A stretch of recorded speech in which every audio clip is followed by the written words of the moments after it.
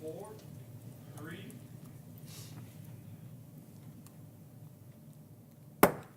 I'll call this meeting of the Johnson City Commission for February the 17th, 2022 to order.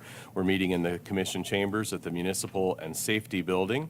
And our first item of business is to welcome to the podium Pastor Rob Lechner to bring our invocation. If you'll please rise.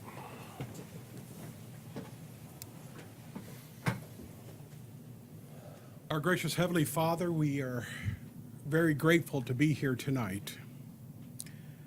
Lord, I just thank you that we open up these meetings every month with a prayer. Lord, we recognize that we can do nothing without you. And so, Father, I just pray that you will give wisdom to these men and the women that sit upon this council. I pray, Lord, that you will help them in the different departments in which they serve over. But most important, Father, we just want to give you the praise and the glory that you are in charge of these things. May your blessings be upon this meeting this evening. I pray in Jesus' name. Amen. Amen. If you'll turn and face the flag for the pledge. I pledge allegiance to the flag of the United States of America and to the republic for which it stands, one nation, under God, indivisible, with liberty and justice for all.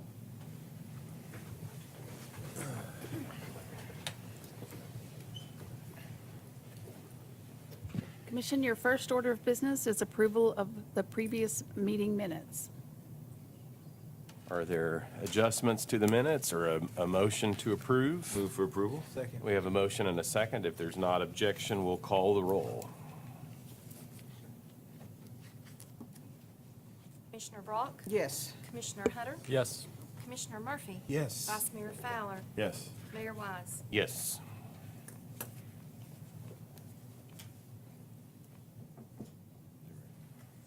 Your next order of business is proclamations and resolution.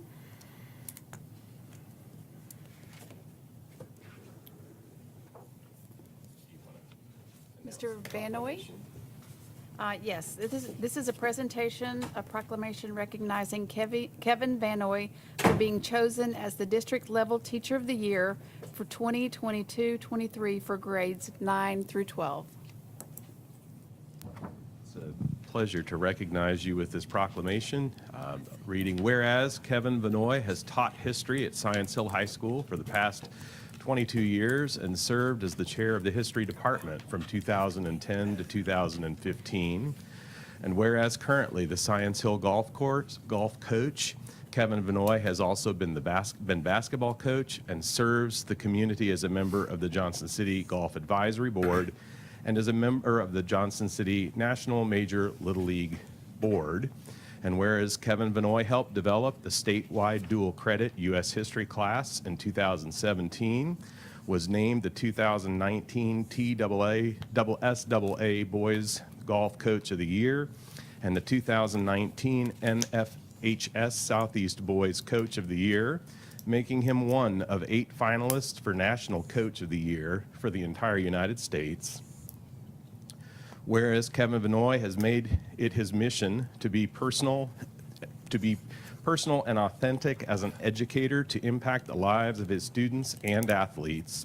And whereas every year Johnson City Schools honor Building Teachers of the Year with the nominees then reviewed by a district-wide committee that includes former Teachers of the Year and administrators. And whereas Kevin Vannoy has been chosen as the district-level Teacher of the Year for 2022-23 for grades 9 through 12, an honor recognizing him as a great role model for students and colleagues as he works to provide excellent education for Johnson City students. Now, therefore, be it resolved that the Johnson City Board of Commissioners officially congratulates Kevin Vannoy for achieving this great honor and extends appreciation for his service and dedication to Johnson City students and athletes. Thank you, sir.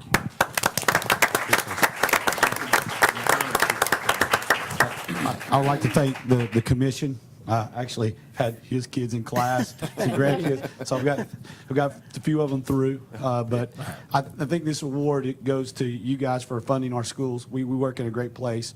Our administrators, my colleagues, it could have been either one of them, my department. Please come up and enjoy them one day. I could be replaced easily by those guys, but most of all, it's about students and getting them through and allowing them to excel. And the high expectations in Johnson City that we've set, they get a quality education, and everything that you're doing to make the city better, is they will come and extend that. So I really thank you and appreciate this acknowledgement. Thank you. Thank you for your work. Thank you. Thank you. And while the mayor comes up, we'll call the next order of business, which is consideration of a beer license for Blue Cloud Distribution of Tennessee, Inc., 905 East Lakeview Drive, Johnson City, Tennessee, and staff recommends approval. Is the applicant here? All right, if you'll approach the podium and give your name and business address. Sure. Hello, my name is Randy Leibowitz. The business address is 700 Anderson Hill Road in Purchase, New York. Have you read the rules and regulations concerning the sale of alcohol in the city? Yes, I have, thank you. I brought them with me and read them all today. All right, and do you agree to abide by them? Yes, sir. All right, well, those are the two critical questions to answer. Is there a motion? Move for approval. We have a motion and a second. Are there any comments about your business? You have folks watching on YouTube and people here. Perhaps you'd like to tell them about it. Well, first and foremost, I'd like to congratulate Mr. Vannoy on his award.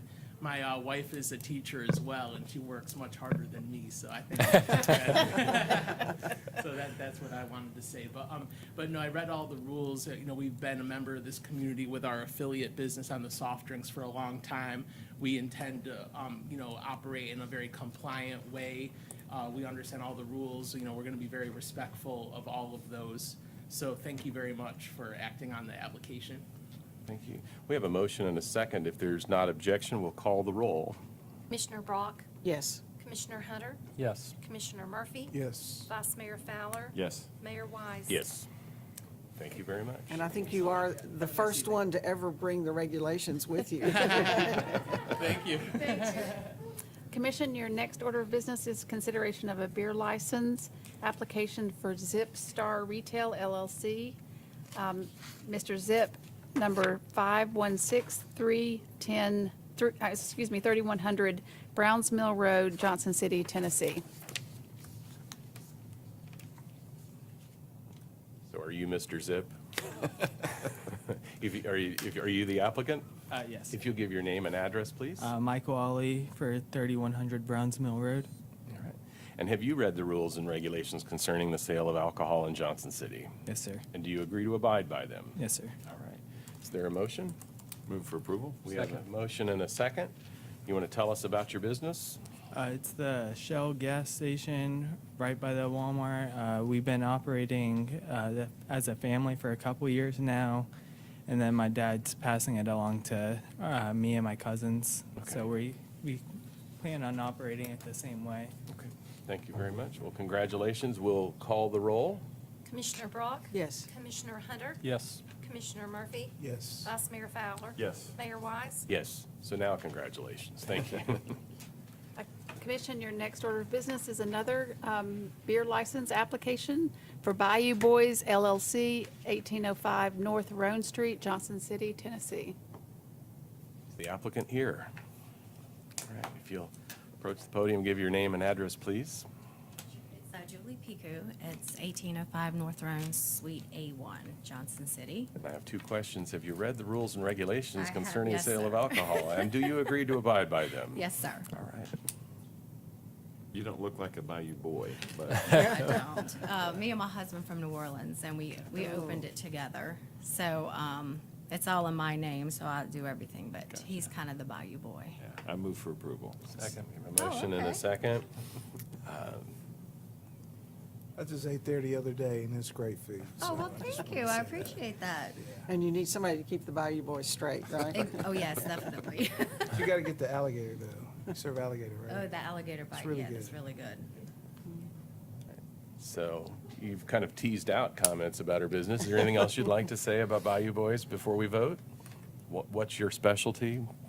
New Orleans cuisine. That's where we were born and raised, so. Y'all also sell fresh seafood? Yes, we have a fresh seafood market along with it. Wow, you guys We're have done your advertising. So research. you can buy your fresh seafood and bring it home, or we can bring it in a kitchen and cook it to your liking, so. Thank you. We'll call the roll. Commissioner Brock, Yes. Commissioner Hunter, Yes. Commissioner Murphy. Yes. Vice Mayor Fowler. Yes. Mayor Wise. Yes. Thank you. Thank you. Thank you. Good luck. Commission, you have two street closures up for you next. One is the road closure request, Thirsty Orange.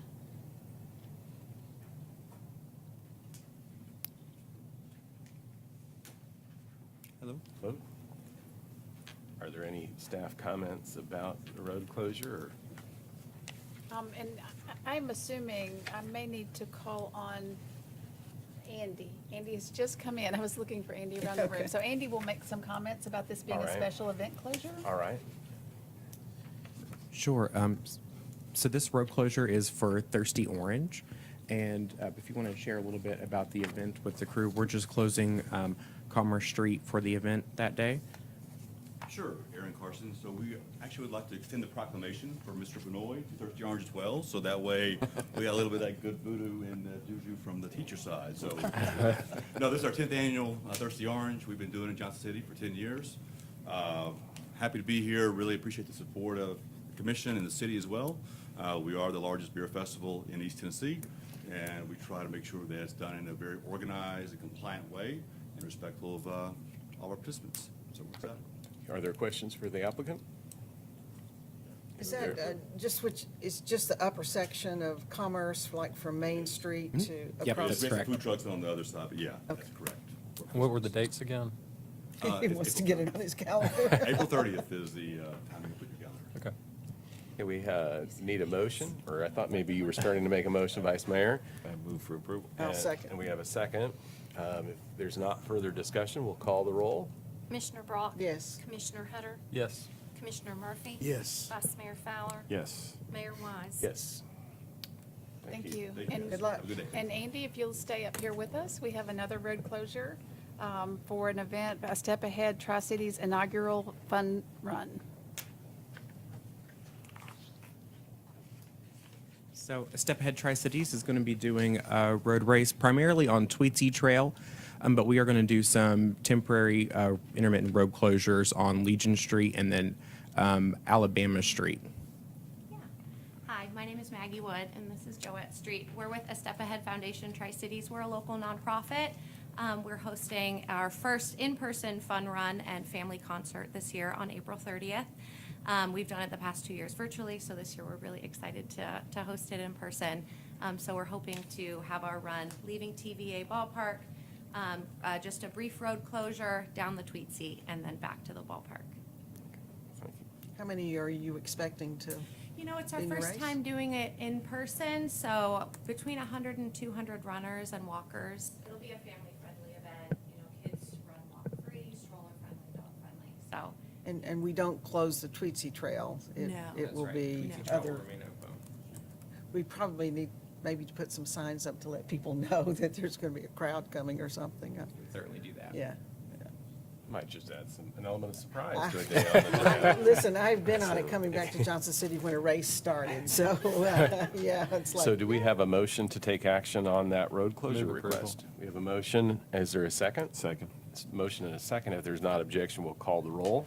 Commissioner Brock. Yes. Commissioner Hunter, Yes. Commissioner Murphy. Yes. Vice Mayor Fowler. Yes. Mayor Wise. Yes. Runners and walkers, right? Congratulations.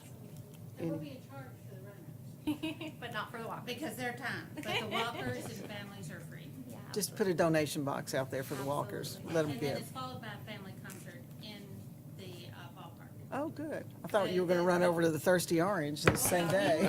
See, we could put some signage out there and say, you know, come to the family concert. There you go. But this is like 4 o'clock in the afternoon, so it's late in the day. Good luck. Thank you. The next order of business is consideration of the consent agenda. All right, and I'll start with Commissioner Hunter. Are there any items you wish to have pulled? No, there are not. Thank you. Commissioner Brock? No. No? Commissioner Murphy? I want to say we have one of the best mayors in the world for Okay. not calling on me first. Yeah. But no, I don't have anything. Really? Okay. The Vice Mayor? None for me. Okay, so there's nothing to pull. I move for approval of the consent agenda. We have a Second it. motion and a second to approve the consent agenda. If there's not objection, we'll call the roll. Commissioner Brock? Yes. Commissioner Hunter? Yes. Commissioner Murphy? Yes. Vice Mayor Fowler? Yes. Mayor Wise? Yes. Thank you, Commissioners. Our next order of business is consideration, and I need to pull the exact wording so that I get this correctly. An ordinance, this is the first reading of an ordinance to amend Article 4, application of regulations in the City of Johnson City zoning ordinance to allow accessory structures in the rear yard of double frontage lots. And Whitney? Good evening. I feel like it's been a while since I've been up here. So, this text amendment is coming before you because we're trying to basically just clean up something for a few residents in Johnson City. And we want to start with a couple of definitions. One, what is a double frontage lot? Essentially, that means a lot that has two road frontages. Not an alley, but an actual road. So here's an example of 8th and 9th and 10th. They all have double frontage. The other definition we're going to talk about is accessory structure. So that's going to be things like sheds, garages, nothing habitable, just basically something you can put in your backyard. Right now, where these would go is only in the side yard. So if you are one of the lots in Johnson City, which there are actually a good number of them, it's not like just a dozen, you can only place it in the side yard. And this came after we made some changes to the accessory structure a few years ago. So what we would like to do is to basically provide a definition for what's called architectural rear in this section and say that you can have, I'm going to kind of show you where this would fit and then look at a little bit further, but you can have an accessory structure in the rear yard, in this architectural rear. So you can see here, this is something that would be added to the ordinance. If it is a garage, that does need to stay the 25 feet because that would kind of keep in line with everything else that we have in our ordinances. But this kind of demonstrates what that would look like. So if it's sitting a little bit front here, no, no, yes. And we'll put that in the ordinance. But the bridge plan does give us some guidance as far as if we can be proactive to make some changes, Staff and Planning Commission have recommended approval, and it's up for your consideration this evening. The public hearing, this does not require like a neighborhood meeting because it's for all of the city. So the public hearing, if there's any comments about it, that would be March 17th. So Whitney, would this include? March 3rd. I am Okay. in the wrong month. Second, it'll be the second reading. Second Okay. reading, yeah. Next meeting. Yeah. Would this include a structure that might just be a storage shed? Yes. So that could be fronting on a street it looks like not the back of a house, but the front of a house. Yes. When we have some of that, I think there are some transition streets. If you think of, I'm going to go back to some of the examples that are pictured. Southwest is a good one because some of them start out this way and some of them end up this way. 10th, 9th, 10th, and 11th also have that similar issue. So there is some, these are definitely lots that we don't want to create in the future because they do create problems of kind of that conformity. But yes, that could happen, but it couldn't sit any further than what the house beside it because most of those are at 25 feet. So the people across the street looking onto that street could be looking into this with a storage shed right there Yes. in the front. Yeah, they could. Or the back. But it'd be the front for them. And it's a hodgepodge of how it's been applied over the years, so that does exist. I think, I really want I to say. actually live across the street from a house with a double frontage yard, so that absolutely could. Like has happened. like this pool So if we had storage. is in the backyard and It they really look does. at it. That's on the 8th. Yeah. That's 8th and 9th. So that exists now, and that existed now. So that could not exist under our current ordinance. So it kind of goes back to allowing some of that again, and allowing people to use all of their backyards. Otherwise, the only space that anybody would have for this lot would be right here, under the current ordinance. And they might not be able to do it because of side Setbacks, because of side setbacks and some constraints there. Right. So for that pool to have gone in when it went in, did they have to ask for like a variance or something? So the accessory structure, the accessory structure, it's a hard word to say, that changed a couple of years ago, and so that may have been completely compliant at the time. But we made some changes, and then we're starting to notice that we didn't think everything through. So we're correcting. Is this by request, or are we just trying to clean it up? We're trying to clean it up, but we do get requests for it. I would say in the last year, we've gotten about 3 or 4. We have somebody who's interested in doing it right now, and it was something that I could take on at the time, so I went ahead and tried to fix the problem. So our accessory structure ordinance would also say they can't build a 2-story accessory structure. And You're right, has to correct. fit all of Yes. the guidelines. It's really just allowing the placement. Have we talked to any neighbors in the neighborhoods about? We have not. But does this also eliminate being able, so does this switch it from being able to only put it on the side yard to no longer being able to put it in the You can side? still put it on the side yard. What it does allow is you to use your rear yard for something. So it gives you more options Mm-hmm. to do something reasonable. But it also sets some boundaries so that you can't just go out and beg forgiveness as opposed to ask permission and end up with something that's beyond the setback of the neighboring house. Is that a fair characterization? That's a fair, Yeah. that's fair. And the expectation is that you're keeping a front yard line versus like an alley, which that can sit a lot closer if you had an alley. But alleys have different expectations when it comes to street The setback frontage. is 25 feet, is that what? It's 25 feet for a garage, and it is 20 feet. Oh, I went the wrong way.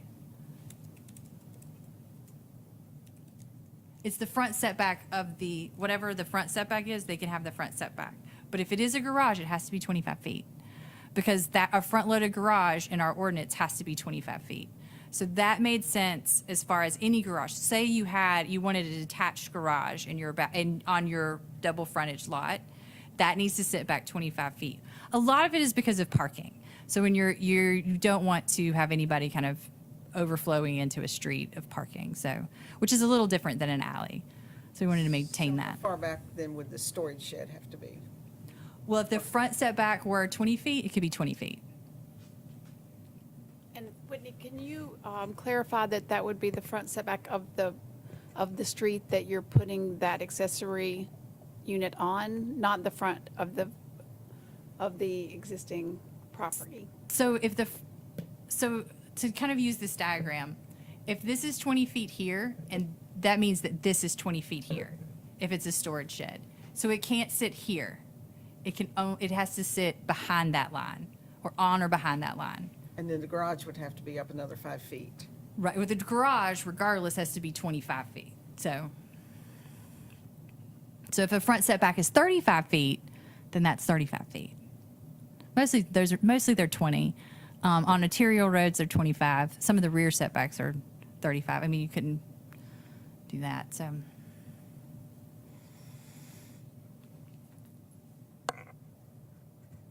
Other questions? This goes through 3 times. You are going to see this 3 times, and the next time is the public hearing. Public hearing will be on March 3rd. March 3rd. Okay. So is there a motion on first reading? Oh, I'm sorry. We have a motion. Is there a second? I'll second.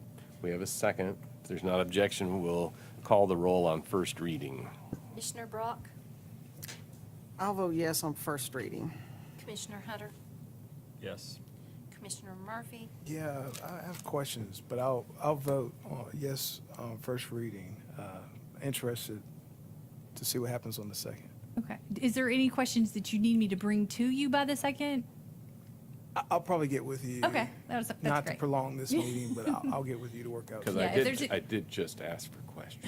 I think my big one is but what the neighbors, I got some what the neighbors think on 30-minute this. questions, so Yeah, I want to be respectful. Vice Mayor Fowler, Yes. Mayor Wise. Yes. So we adopt, just for the benefit of those who are here, we adopt ordinances after we hear them on 3 readings. And so this was first reading. We will have 2 more readings of this same ordinance. Customarily, we will do public hearing on those ordinances on second reading. So March 3rd, anyone wishing to speak for or against that will be able to come and present their thoughts to the commission. Thank you. Commission, our next order of business is the first reading of an ordinance to amend the zoning map of the City of Johnson City, Tennessee, being part of the appendix to the ordinance number 1519 entitled An Ordinance to Adopt a Code of Laws and Ordinances for the City of Johnson City, Tennessee, and to conduct and repeal all laws and ordinances in conflict therewith, and amendatory thereof, by assigning RP2 Planned Residential District to a 2.33 acre property adjoining the east of 1493 Becky Drive as created in PB 22/PG 313, otherwise known as the Division of Piscano and Fogg property. And I will tell you that I've learned that on the first reading, that you have to read the full ordinance wording. So I appreciate you bearing with me as we read through all of that. Thank you. And Caden. Good evening, Commissioners. As Ms. Ball said, I'm in a lengthy statement. In front of you guys, I have the zoning assignment for the annexation of 2.3 acres at 1493 Becky Drive. And as always, I'm going to start with the policy and timeline. So right now, we are right here, and the preliminary resolution that calls for the public hearing is what you guys just approved on the consent agenda. So that public hearing will occur on March 17th, which I think I need to change because you guys rescheduled that meeting.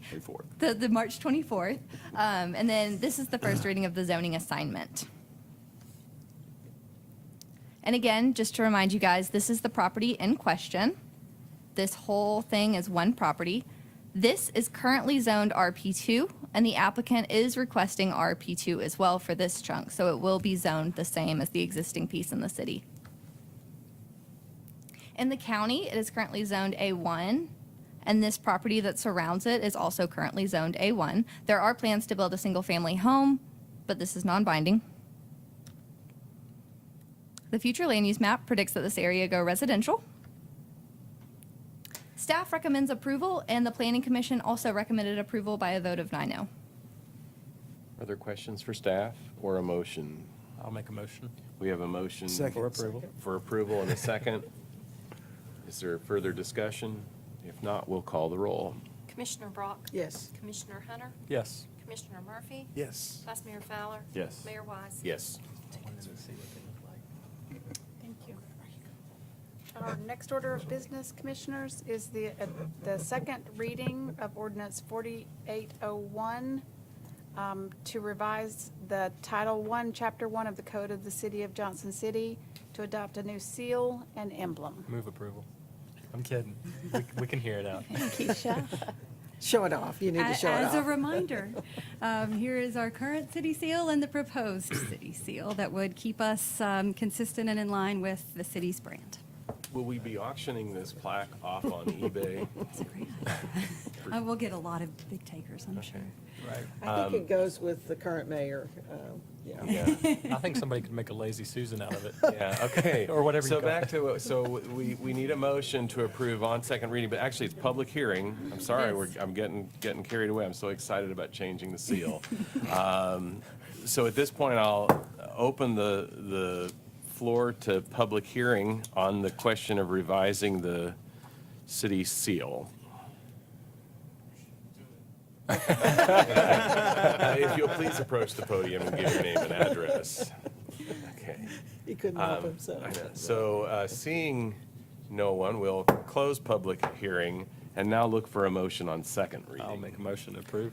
Second. We have a No, we motion and a almost- second. If there's not objection, we'll call the roll. Commissioner Brock? Yes. Commissioner Hunter?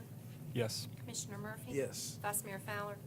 Yes, but I explained to them, this is our seal up here. Yeah. That is supposed to be a J and a C for Johnson City. That was in the center. It looks like Pac-Man to me, so we're changing that to the seal Or paper clips. up there instead. So we're gonna have a bonfire for this, I believe, at some point. Oh, we're selling it on eBay. Oh, yeah, but anyway. Thank you. I've tried to figure it out. I've been up here 5 years, and I'm just now like, that's a J and a C, but I'm not getting it. But anyway, yes. Mayor Wise. Yes. And Janet, please note in the record that you had 1 motion and 4 seconds. I know, first time ever, and a very enthusiastic vote. Thank you. Thank you. Thank you. I would like to take an opportunity under the city manager's report to kind of report on a couple of things that are going on. I am trying to work through how to best present information that's going on in the city in the manager's report. And so I am thinking that we will be working with staff to highlight a couple of projects on each of the manager's report and talk about what's going on with them. I did want to say that there are a few I want to highlight tonight. I want to be able to speak to some projects that have been moving forward and the staff is continuing to work on that have been very important to the community and that you will hear more about. On the March agenda, we will have an item around the John Sevier Center, the John Sevier Housing, to be able to move that project forward. We are fortunate enough to work with the IDB on that project to be able to provide safer, better housing, or to recommend to the commission that we provide safer, better housing for the folks living there in conjunction and working with them. So we will be bringing forward a development agreement to be able to move that forward in conjunction with the Johnson City Development Authority, the IDB, the city, and as well as the developer. So we look forward to that coming to you all. We are also working diligently with the state on moving forward the development at the Boones Creek exit. I think the community, a lot of infrastructure work has been done there, and so we are working to be able to meet the Commissioner of Revenue's requirements in order to certify the district and to work with the developer to make that happen. But I wanted to let you know a few things, and again, if you have recommendations on how we can, how I can present information during this time, I'm happy to do so. I also want to take this opportunity to announce that earlier today we named Randy Trivet as the new Assistant City Manager.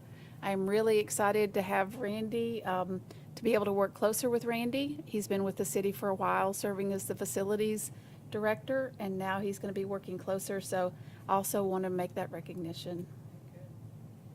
Congratulations.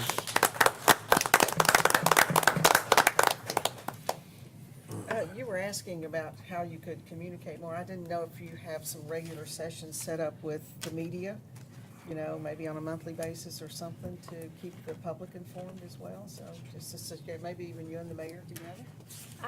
I have done meet and greets with the media outlets separately, and tomorrow I have an interview with WJHL to do an on-camera interview to talk about what we see happening in terms of growth and other things that are going on in the city. I've heard you on the radio. You did a great job Thank on you. 9:10 a.m. Listening to her, so. Thank you. Thank you. So I'll turn to the commission, and since Commissioner Hunter went first last time, I'll look to Commissioner Murphy. Are there reports or items from boards or commissions you serve on that you'd like to share with the balance of the commission? Well, I do have I have a very important report to share with you all. I'd like to give a major shout out to Mr. Kevin Sweet and PAC number 37 for visiting with us on today. So I hope you guys enjoyed the meeting, and please don't let this be your last one. Vice Mayor? I don't have anything tonight. Commissioner Hunter? Library board met on Tuesday, and we were able to tour what you're able to actually physically see that's not behind walls and ceilings, where they recently, was it Cat 6? Yeah, they upgraded from Cat 5 to Cat 6 cabling, so we got to see the server room and had some special guests, some young library committee members that attended, so that was enjoyable to see them participate, and attended my first chamber board meeting as our representative, and also a board orientation. So I'm excited to see some of the things going on in the chamber. I just got back yesterday afternoon from Nashville, was with the Bright Ridge Board. It was Public Power Day on the Hill, and it was very, very interesting. A lot of activity going on down in Nashville, and we had an opportunity to meet with all of our delegates, not just our own, but in the surrounding counties. A couple of big items going on kind of on the public power side, and one of them is legislation that would allow by request a distributor to go into another service area to implement broadband.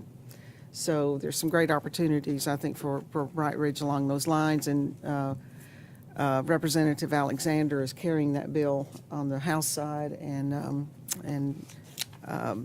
it looks very promising that could occur. There's some other things as well that are not fully baked yet, but could have a big impact if they go through, so we're really trying to influence there. Every office we went into, the first thing that was said to me is they can't wait to meet our new city manager, Kathy Ball, so when we go down the first part of March, I think it's going to be real good visit with them for sure. On the animal shelter side, we have a lot of activity going on. If you ride by there today, I went out for a meeting this morning, and there were 2 cranes, one on each end of the shelter. We're getting a new sign out front because the old sign has just not repairable. And so I want to thank Scott Bowman, because he had a new sign that Zach's put up, and he gave us his old board, which was much bigger than what we have, and ours just couldn't be repaired. So they're doing that, and now, thank you, Randy, who's been managing the project out there. Our spay-neuter clinic now has steel, standing vertical, upright, and so they're going to make a lot of headway. So the opening date of the spay-neuter clinic, which is just going to be a game changer in our county and city, is July. What? Maybe August. And we will really plan a very ceremonial ribbon cutting for that, and I want all of the commission to be there and celebrate that. And we have an incredible donor who has made this happen, and so want to thank the donor and just really open it up to the public so they can see what's going on there. Other than that, that's it.